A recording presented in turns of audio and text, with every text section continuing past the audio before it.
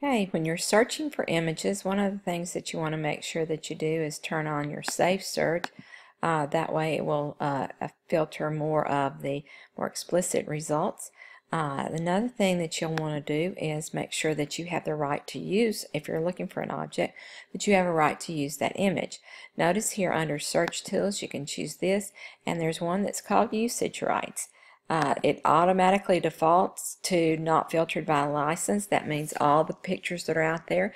But just because they're out there does not mean that you can use them. It's like even though you attribute Mickey Mouse's image to Disney, you're not allowed to use that. It is copyrighted. And so if it's something that you've created, it's considered that you have a copyright on there and that it is your image and you have the right to share it or the right not to share it. So what you want to do is go down and choose one of these other options. Labeled for reuse is good. This is good if you're going to modify it. A lot of times for our purposes, since school purposes are not commercial, that one of these will be a good one to use and may perhaps give you a few more images. So notice when I do that, I still have images to choose from, but I do not have exactly the same ones, and I will not have nearly as many images to choose from.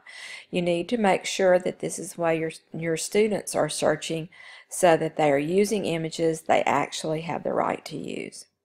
And then, of course, you want to make sure they document the source, not just say Google Images. For example, if they want to use this image, a good way to do it is actually to say to visit the page, and then you're going to choose it.